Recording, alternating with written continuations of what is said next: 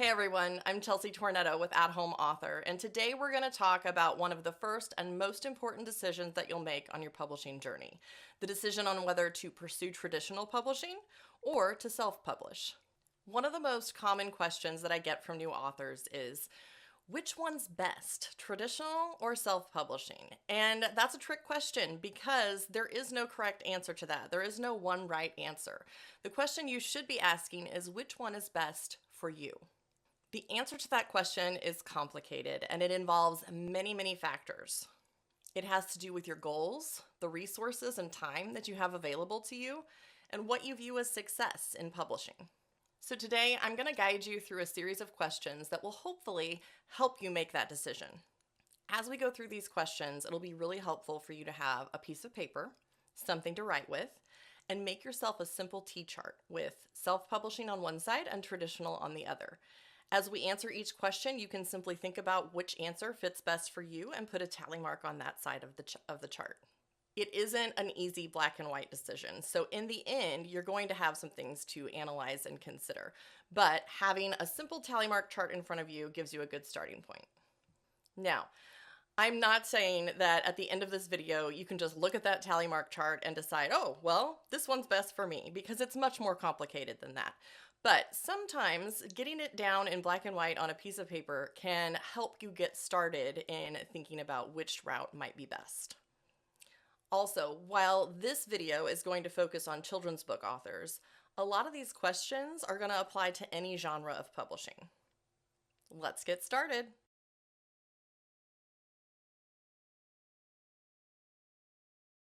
So the first question we're going to consider is money. It does cost money to publish a book, but the difference between self and traditional publishing comes in who pays that money. So think about which of these two statements best fits you and your situation.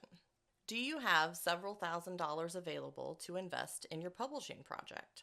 Self-publishing is funded by the author, and you will have to have the funds available to get this project off the ground. Or an alternative would be to fundraise to start your project. Kickstarter is a platform that is commonly used by self-publishing authors to fund their projects. If you do have the funds ready to go, then self-publishing might be the best option for you. If you don't have the funds available to invest in your project, or if you just simply don't want to invest money in your own project, then traditional publishing may be a better option. In traditional publishing, publishers pay you, the author, not the other way around. You don't pay anything. You don't pay for editing, you don't pay for formatting or cover design or illustrations. All of those costs are taken on by the publisher because they believe in your story. If that sounds more like you, then put a tally mark under traditional publishing. The second thing we're going to talk about is control. With illustrated children's picture books, this is especially important because so many authors have such a clear vision for what they want their characters to look like, what they want the illustrations to look like. So, which of these statements sounds more like you? Do you really want to choose your own illustrator and have total control over what the finished product looks like? Or would you be okay with relinquishing some of that control to the pros? If you want to maintain that control, put a tally mark under self-publishing. If you're comfortable letting a professional have some creative freedom with your project, then put a tally mark under traditional publishing. The next thing we're going to talk about is timeline. And oh my goodness, is there a difference between self and traditional publishing? So listen to these two statements and see which one sounds more like you. If you are hoping to see your book on bookshelves within a year, self-publishing is going to be the best option for you. With self-publishing, you're in control of the timeline, and as fast as your illustrator and formatter can work, that's how fast your book can hit shelves. If you can be patient and wait 2 or maybe even 3 years, then traditional publishing might be an option for you. Traditional publishing works much more slowly. There are more gatekeepers to get through. The process is just much more time consuming. But if you're willing to wait a couple years, then go ahead and put a tally mark under traditional publishing. The next thing we're going to talk about really comes down to your career in terms of writing and how you envision it going forward. So here's what I mean by that. Self-publishing is perfect for people who have that one special project. Maybe they have a really strong emotional connection to it, or maybe that's just the one thing that they've written that they feel really strongly about. So if you have one book you want to publish and it's this book that you want to publish, put a tally mark under self-publishing. Traditional publishing lends itself much more to people who are in love with the writing process more than one particular story. So if you don't have one particular story that you're in love with, but you just love to write, or you have multiple ideas for stories and manuscripts, then traditional publishing might be the way for you to go. Now, I want to clarify that this isn't a hard and fast rule. Lots of self-publishers have many, many ideas and love to write. Lots of traditional publishers have one special story. But traditional publishing lends itself more to career writers. Getting an agent requires you to have more than one picture book idea ready to go. Publishers like to work with authors on a recurring basis. And so if you just have that one special project and maybe you're not sure if you want to write anything else after that, self-publishing is going to be much better. And of course, we have to talk about rejection.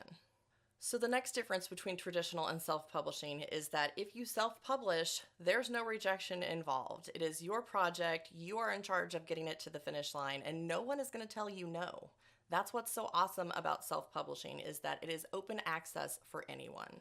Traditional publishing, on the other hand, has many, many gatekeepers whose job is to filter out certain projects and make sure only the best of the best get published. So there is, by necessity, going to be rejection, and lots of it. So if rejection bothers you, if you just don't think you want to go through all of that repeated rejection, you need to self-publish. If you think you can handle the rejection, you can grow from it. You can deal with it. You're not going to get dejected and beaten down about your skill as a writer if you get a dozen rejections. If you think you can handle that, then traditional publishing is definitely an option.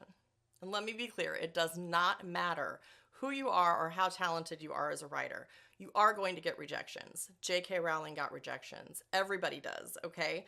So it has nothing to do with skill. You are going to experience it if you go traditional. Next, we're going to talk about reach. If your vision of success is to see your book on the shelves at Barnes & Noble, on the shelves at Target or Walmart, some big retailer like that, then traditional publishing is going to be your best shot to make that happen. Traditional publishers have relationships with big retailers.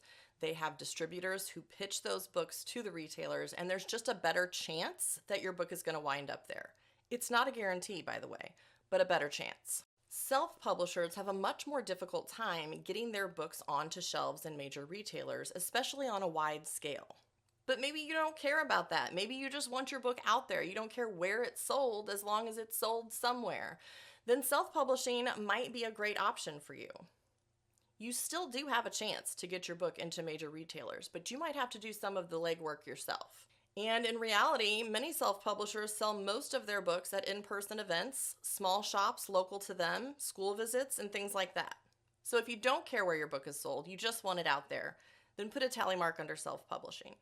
If you feel really strongly about wide distribution at major retailers, put a tally mark under traditional. All right, let's talk about your ego a little bit. What will make you feel like a real author? What will make you feel like you've achieved success in the publishing world? If you really want to feel like you've got a legitimate offer from a big 5 publisher, if that is what feels real to you, if that's what will make you feel like a success as an author, then traditional publishing is the way you need to go. And I'll just be real with you. This was me. When I started my journey, I knew that if I self-published and I didn't have to impress gatekeeper after gatekeeper, I wasn't sure that I would feel like a real author. And that's just me. That's just the way I felt deep down. So I knew that I had to pursue traditional publishing, even with all of the rejection and all of the negatives and all of the difficulty of it. I knew that that's what would make me feel successful. So if that's you, put a tally mark under traditional publishing. But if you feel very confident in yourself, in your story, you feel like this story needs to exist and you're not worried about impressing those gatekeepers, then go for self-publishing. And the last question, and maybe one of the most important ones, is, do you want to own your own business? Self-publishing a book is starting and running a business. Traditional publishing is more like doing contract work. You're providing the story, the publisher is doing all the work from there. So, if the idea of running your own business is exciting to you, put a tally mark under self-publishing. If it's not so much and it's not something that you want to tackle, if you'd rather focus on the writing part rather than the selling and the business part, then put a tally mark under traditional publishing. And take a look at your chart. See where you have more tally marks, under self-publishing or under traditional publishing. As I'm sure you can see by these questions, it's not a question of which one is best or which one is better. It's about which one is better for you. I hope this video has been helpful. Don't forget to like and subscribe to our channel for lots of great information about publishing for kids.